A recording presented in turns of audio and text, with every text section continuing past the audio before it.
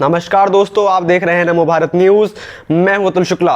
दोस्तों, बंगाल के अंदर जिस कानून व्यवस्था का टीएमसी ने मजाक बना रखा था, अब उसी कानून के डंडे टीएमसी के नेताओं और विधायकों पर पड़ रहे हैं। तो अब टीएमसी असंवैधानिक का रोना रो रही है। दोस्तों, अभी अभी बंगाल से बड़ी खबर सामने आ रही है, जिसे सुनने के बाद आप इस वीडियो को शेयर किए बिना नहीं रह पाएंगे। तो आप इस वीडियो को पूरा अंत तक जरूर देखिए और इसके साथ ही आप इस वीडियो को शेयर करना मत भूलिएगा। दोस्तों, जिस पश्चिम बंगाल में ममता ने त्राही त्राही मचा रखी थी, जिसने वहां के लोगों का जीना मुश्किल कर दिया था, अब वहां पर सीबीआई का डंडा चल चुका है और अब सीबीआई ने तृणमूल कांग्रेस के 4 नेताओं को गिरफ्तार कर लिया है, जिसके बाद मानो ममता के पैरों के नीचे से तो धरती ही खिसक गई हो और अब ऐसा लग रहा है कि एक बार फिर से ममता बनर्जी व्हीलचेयर के ऊपर वापस से बैठने वाली है। जिस प्रकार से आईएसआईएस का सरगना था बगदादी,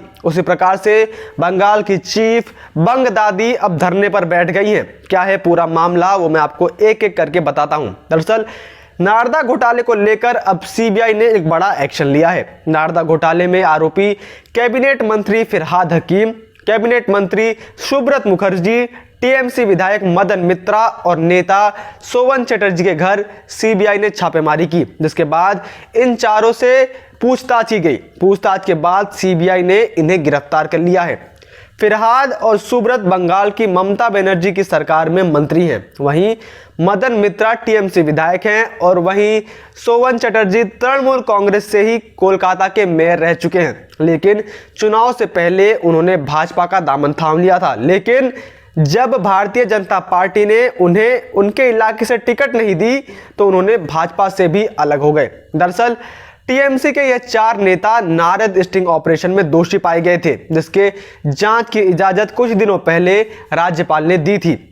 अब ऐसा नहीं है कि बंगाल के मंत्रियों और बंगाल की ममता सरकार पर पहली बार किसी घोटाले का आरोप लगा हो। इससे पहले भी ममता सरकार पर कई घोटाले करने के आरोप हैं, जैसे कि शारदा चिट फंड घोटाला। यह बहुत बड़ी धोखाधड़ी थी जिसने भारत के अन्य सभी घोटालों को पीछे छोड़ दिया था। यहां पर प्रभावशाली लोगों और गरीब सुदीप्त सेन द्वारा वामपंथियों और दक्षिणपंथियों को लूटने के लिए एक बड़ी साजिश रची गई। उसी प्रकार से पश्चिम बंगाल कोयला घोटाला, पिछले साल 27 नवंबर को सीबीआई की कोलकाता एंटी करप्शन ब्रांच ने पश्चिम बंगाल के कुछ हिस्सों में ईस्टर्न कोलफील्ड्स लिमिटेड के लीज होल्ड एरिया से कोयले के अवैध खनन और उठाव के संबंध में भ्रष्टाचार और आपराधिक विश्वासघात का मामला दर्ज किया था। इसमें तस्करी के कथित सरगना इनामुल हक की गिरफ्तारी हुई। तस्करी के तार यूथ तृणमूल कांग्रेस के जनरल सेक्रेटरी नेता विनय मिश्रा तक पहुंचे।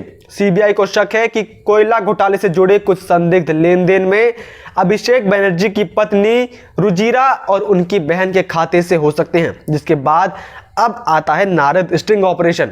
अगर आपको नारद स्टिंग ऑपरेशन के बारे में नहीं पता है तो मैं आपको बता दूं कि सन 2016 के मार्च में विधानसभा चुनाव के ठीक पहले नारद न्यूज के सीईओ मैथ्यू सैमुअल ने एक स्टिंग वीडियो जारी करके बंगाल की राजनीति में तहलका मचा दिया था। इस वीडियो में वे एक कंपनी के प्रतिनिधि के तौर पर तृणमूल कांग्रेस के 7 सांसदों, 3 मंत्रियों और कोलकाता नगर निगम के मेयर शोभन चटर्जी को काम कराने के एवज में मोटी रकम देते हुए नजर आए थे।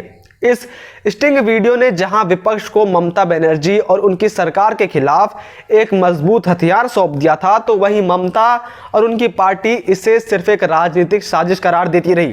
तब उनकी आवाज उस समय काफी ऊंची थी, जिसके बाद कोलकाता हाई कोर्ट के आदेश पर सीबीआई ने 2017 में आपराधिक साजिश और भ्रष्टाचार की धाराओं में मामला दर्ज कर जांच शुरू की थी। मामले में काकोली घोष के साथ ही सौगत राय, सुल्तान अहमद, अपरूपा पोद्दार, प्रसून बनर्जी और मुकुल राय को आरोपी बनाया गया था। वहीं इस मामले में दोषी कोकिला घोष ने अपना आरोप स्वीकार कर लिया था। आरोपी काकोली घोष दस्तीदार ने पैसे लेने की बात को स्वीकार किया था।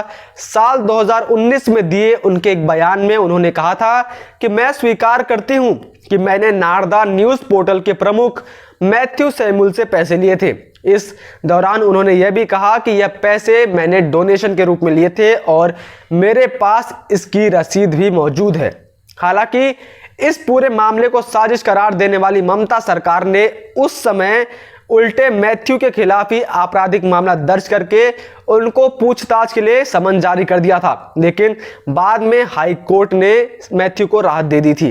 अब इसी मामले में जांच के बाद इन चारों लोगों को गिरफ्तार कर लिया है, जिसके बाद बंगाल की सियासत एक बार फिर से गर्मा चुकी है। दरअसल 10 मई को ममता बनर्जी ने अपने मंत्रिमंडल का गठन किया था और उसी दिन बंगाल के राज्यपाल जगदीप धनखड़ ने सीबीआई को टीएमसी के चारों मंत्रियों के खिलाफ मुकदमा चलाने की इजाजत दे दी थी, जिसके बाद अब सीबीआई ने इन चारों मंत्रियों को गिरफ्तार कर लिया है। वहीं इस गिरफ्तारी के बाद सीएम ममता बनर्जी भी क्राइम ब्रांच के दफ्तर पहुंची हुई हैं और उन्होंने अपना रोना शुरू कर दिया है। सूत्रों का कहना है कि मुख्यमंत्री ममता बनर्जी ने सीबीआई के अफसरों से कहा कि अगर आप इन चारों नेताओं को गिरफ्तार कर रहे हैं तो मुझे भी गिरफ्तार करना पड़ेगा। राज्य सरकार या कोर्ट के नोटिस के बिना इन चारों नेताओं को गिरफ्तार नहीं कर सकते हैं। अगर फिर भी गिरफ्तार करते हैं तो मुझे भी गिरफ्तार किया जाए। वहीं ऐसे में अब प्रश्न यह उठता है कि जब